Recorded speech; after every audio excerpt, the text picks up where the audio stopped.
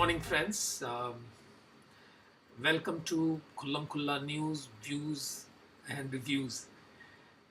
You must be surprised, why am I doing all this? Because it's an experimental phase. I think that one can have a YouTube channel where whatever I've been doing in my personal blog, which appears on khullamkhulla.net, my own site.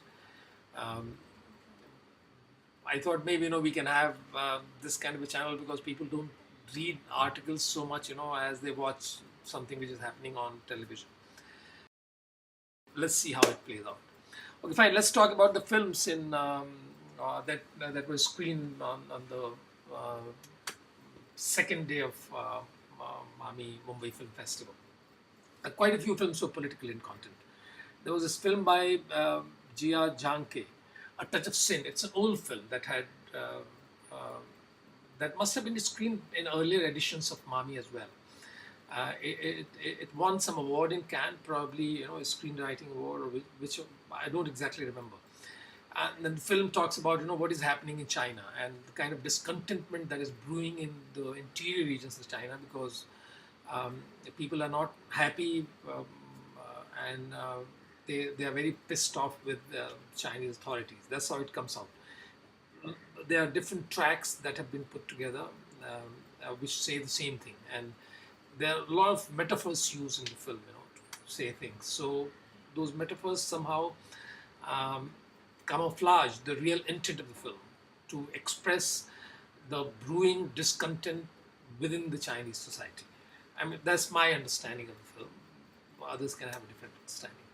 Then we had The Salesman, a film by Asghar Farhadi. He is an Oscar-winning filmmaker. Everybody was looking forward to this film. It had a house full screening. The film was part of competition in Cannes Film Festival. It was included at the last moment. This one is also political film in certain ways, but again, Farhadi, as is his wont, he generally brings in moral issues in his filmmaking and tries to deal with them. So there is a moral conflict and how that conflict gets resolved. The title of the film, The Salesman, is not the, the correct expression of the content of the film. Though the film has Arthur Miller's play Death of a Salesman, in a parallel track, but the French title, The Client, that has a lot to do with the film's content. Um, the film is about this couple, which moves out of their existing home because cracks develop in the building where they are staying. There is a lot of construction activity going around it. That again signifies in so many ways, what is happening in Tehran, the new developments that are taking place. So then they move to another place, and there something happens where somebody, the actress, the heroine of the film, or the female protagonist of the film, returns after having done her rehearsals of the play, which I mentioned to you about, and she keeps the door open, expecting her husband to come in, but somebody else comes in, and somebody probably sees her in an inappropriate state. From Islamic perspective, it's totally Islamic perspective,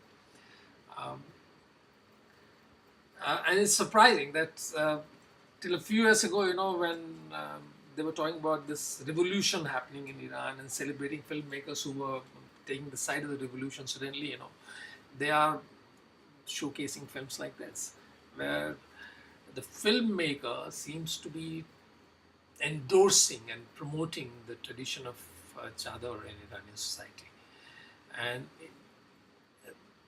he does it very smartly. He keeps away from the legal and religious aspects of the problem. Probably, he knows that could be a bombshell kind of thing if he went into that. But he should have gone into it. Why was he fearful? If he really is a filmmaker and who is honestly trying to express himself and dealing with a very important issue, he should have been fearless enough and gotten into that uncharted territory and discussed things threadbare. But he hasn't done it. Smart guy. You're a filmmaker, but you don't want to be fighting with establishment all the time, wherever, whatever establishment is there. So that's the Salesman. The second film, Death in Sarajevo. Okay, fine. That's another political film. It's actually a totally political film. I've written something here. Now, everything in the film happens inside a hotel. Now, this film was part of the Berlin International Film Festival, the competition section, and won an award there. I don't exactly remember what award, but there was some award. So this is what has been, I have noted down about the film. Everything happens within a hotel in this film, and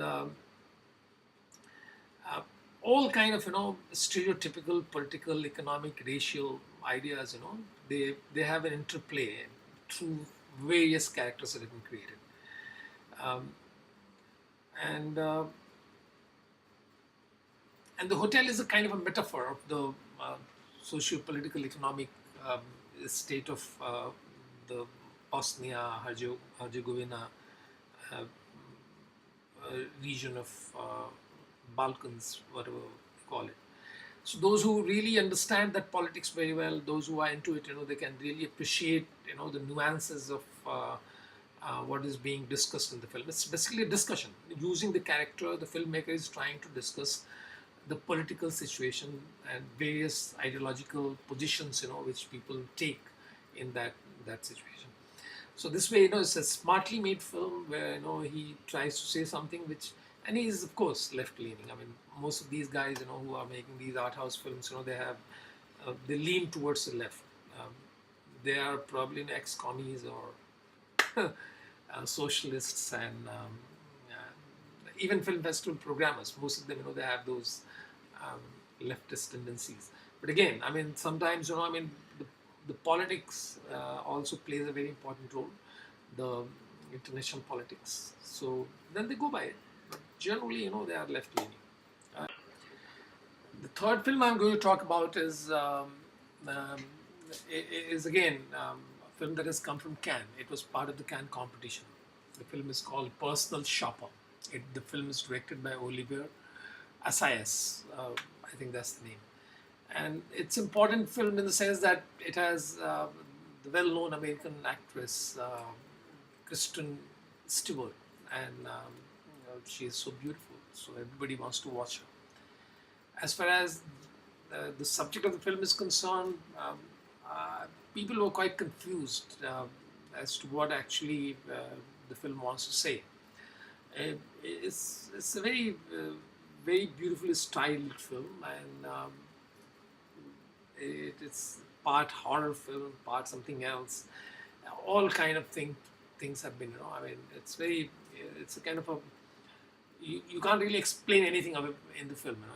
There's so much of confusion, and it can put off the audiences, and probably if the purpose of the film was to create a sense of intrigue or fear or whatever, that doesn't happen. If it was also taking some kind of moral stand, that also is not very clear. So it's a very confused kind of film, I believe. So this is all about today. I mean, we talked about these three films, four films, including Personal Shopper. On the whole, I mean, I can see that MAMI, the 18th MAMI Mumbai Film Festival, has best of the films from the major film festivals.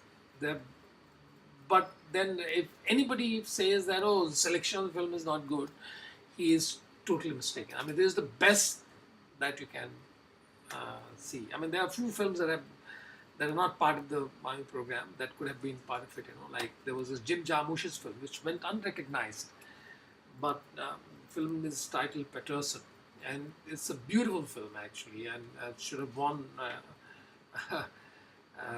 the Palme d'Or at Cannes, in my opinion. But then it didn't happen.